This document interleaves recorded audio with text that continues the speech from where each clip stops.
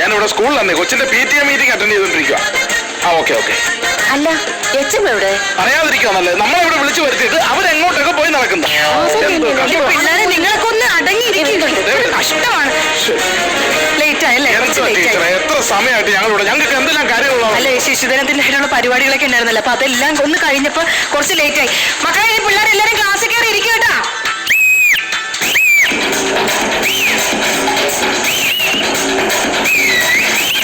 Sir എന്താ sir ഇത്രയും താമസിച്ചത്? പിള്ളേർക്ക് ഫുഡ് കൊടുക്കാൻ സമയമായില്ലേ? അത് ഉച്ചയ്ക്കല്ലേ ചോറ്. എത്ര മണിയായി നോക്ക്. എന്റെ ടീച്ചർ എനിക്ക് ദേഷ്യം വരികയാണ്. ഞാൻ എവിടെയൊക്കെ തിന്നിട്ടെന്നറിയാം ഇത്രയും സാധനം കിട്ടിയത്.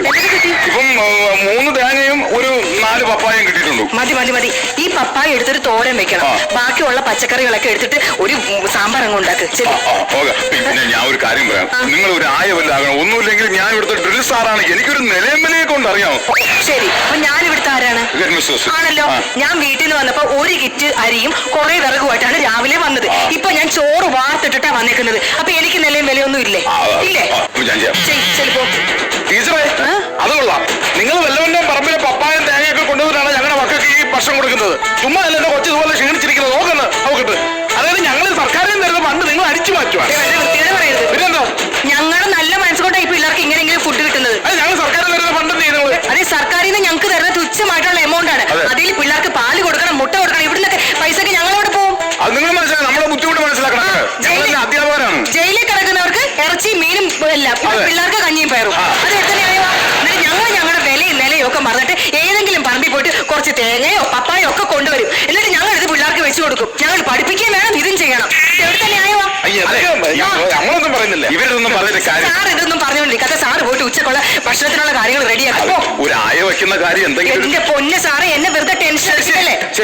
ടീച്ചർ, ഞാൻ എന്റെ കൊച്ചിനെ വിളിച്ചോണ്ട് വരാം. എന്തോ? കൊച്ചിനെ വിളിച്ചോണ്ട് വരാം. കൊച്ചു അവിടെ പോയി അവിടെ നിൽക്കുക. വിളിച്ചോണ്ട് വെച്ചല്ലേ. അപ്പൊ നമ്മള് പാരന്റ്സ് മീറ്റിംഗ് തുടങ്ങാൻ പോവാണ്. ടീച്ചർ ഓരോ പിള്ളേരുടെ പേര് വിളിക്കും. അവര് പാരന്റുമായിട്ട് കയറി വരണം കേട്ടോ. ജോണി പപ്പയെ വിളിച്ചോണ്ട് വാ. പപ്പ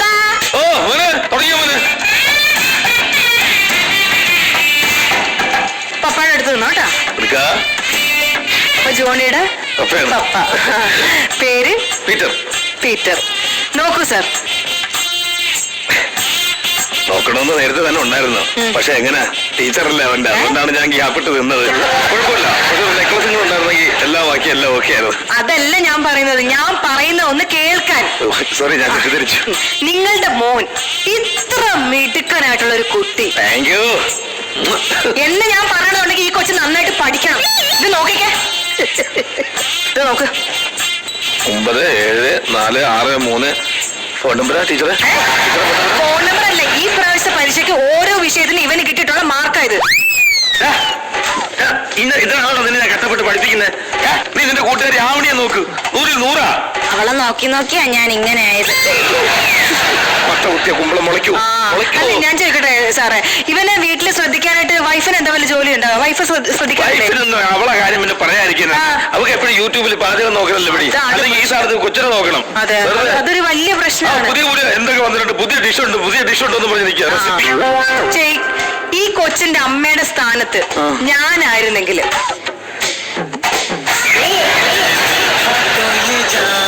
सनम प्यार होता है दीवाना सनम तुझे देखा तो ये जाना सनम प्यार होता है दीवाना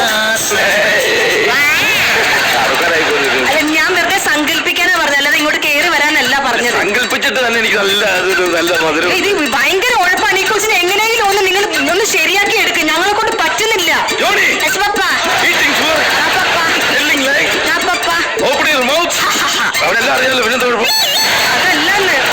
ഇതല്ലല്ലോ, ഇതിനാണോ കുട്ടികളെ കളിക്കാനോ? സ്കൂളിലെ റൈംസ് പാടാനല്ലല്ലോ പറഞ്ഞത്. പഠിക്കണ്ട. എന്തിനാണ് എന്നെ ഇങ്ങനെ പറയിപ്പിക്കാനായിട്ട് ജനിച്ചേക്കുന്നത്? പറയിപ്പിക്കാനായിട്ട് അല്ല, ഇനി ഇവനെ തല്ലിയിട്ടൊന്നും കാര്യമില്ല സാറേ. ശരിക്കും പറയുന്ന ഒരു 3 കാര്യങ്ങൾ ശ്രദ്ധിച്ചു കഴിഞ്ഞാൽ ഇവനെ നമുക്ക് നല്ലൊരു കുട്ടിയായിട്ട് വളർത്തിയെടുക്കാൻ പറ്റും. വേണം. എന്തൊക്കെയാ ഒരു 3 കാര്യങ്ങൾ? എന്തെന്ന് വെച്ച് കഴിഞ്ഞാൽ ക്യാരറ്റ്, സവാള, തക്കാളി. ക്യാരറ്റ്, സവാള, തക്കാളി. അല്ല, അത് 3 കൂടെ കിട്ടുന്നുണ്ടെങ്കിൽ സാമ്പാർ നമുക്ക് കിടക്കാച്ചി. എന്റെ പോലെ കിടക്കാച്ചി ആകട്ടെ. ഉള്ള സാധനങ്ങളൊക്കെ വെച്ചിട്ട് നിങ്ങൾ കിടക്കാച്ചി ആക്കിയാൽ മതി. ചെല്ലങ്ങോട്ട്. അപ്പൊ സാറിന് ഞാൻ പറഞ്ഞ കാര്യങ്ങളൊക്കെ മനസ്സിലായി. മനസ്സിലായോ? ആ. എന്തായിരുന്നു? ക്യാരറ്റ് സവാള തക്കാളി അയ്യോ അതല്ല, അത് സാമ്പാറ്. ആ, സാമ്പാറ്. ഇത് വേറെ 3 കാര്യങ്ങൾ. അതെന്തൊക്കെയാണ്? ഒന്ന് പേഴ്സണാലിറ്റി, ആ. പിന്നെ പങ്ക്ച്വാലിറ്റി, പിന്നെ നീറ്റ്നെസ്. ഇത് 3ഉം ഒന്ന് ശരിയാക്കി എടുത്തു കഴിഞ്ഞാൽ കുട്ടീനെ നല്ല രീതിയിൽ നമുക്കൊന്ന് വളർത്തിയെടുക്കും. ഇത് 3 ഏത് കടയിൽ മേടിക്കാൻ കിട്ടും? പൈസ നോക്കണ്ട, കാരണം ഇവൻ പഠിച്ച് കണ്ടാ മതി. കാശ് കട മറിച്ചിട്ട് വേണമെങ്കിൽ ഞാനത് മേടിക്കും. ഇത് കാശ് കൊടുത്ത് മേടിക്കാൻ കിട്ടുന്ന സാധനമൊന്നും അല്ല. എല്ലാം നിങ്ങൾ തന്നെയാണോ ഈ പറയുന്നത്? ഇത് എന്ത് വർത്താനം പറയും? ഇത് മേടിച്ചു കൊടുക്കാൻ അതും പറ്റത്തില്ല. ഇത് മേടിച്ചു കൊടുത്തില്ലെന്ന് പറയാൻ എന്റെ കൊച്ചിന്റെ മാർക്ക് കുറയും. എന്തെങ്കിലും ആവട്ടെ, ഞങ്ങൾ ശരിയാക്കി എടുക്കണം. നിങ്ങളും കൂടെ ഒന്ന് ശ്രദ്ധിക്കണം. അവിടെ പോയിരുന്നു ശരി പോ. അല്ലല്ല, പിന്നെ എന്റെ കൊച്ചിന്റെ സ്വഭാവമൊന്നും വലിയ കുഴപ്പമില്ലല്ലോ. അയ്യോ എന്റെ പൊന്നു, അത് പറയാൻ മറന്നുപോയി. അച്ചടക്കം തീരെയില്ല. എന്തൊക്കെ വർത്തമാനങ്ങളാണ് ഈ കൊച്ചിന്റെ വായിന്ന് വരുന്നത്. അച്ചടക്കോ? തെറിയ പറയുന്നറിയാമോ? എന്റെ മോനോ? എന്റെ മോൻ തെറി പറയുന്ന എന്റെ ലൈഫിൽ നീ നിന്റെ കൂടെ പഠിക്കുന്ന മനുവിനെ കഴിഞ്ഞ ദിവസം തെറി വിളിച്ചില്ലേ? വിളിച്ചില്ലേ നീ തെറി? ഇല്ല വിളിക്കത്തില്ല. കാരണം എന്റെ കുടുംബത്തിൽ ആരും തെറി പറയത്തില്ല. ഒരു മിനിറ്റ്, ചിലപ്പം എന്റെ ഭാര്യയുടെ മൂത്ത സഹോദരനുണ്ട്, അവന്റെ വായിന്നായിരിക്കും ഇവനിത് പഠിച്ചത്.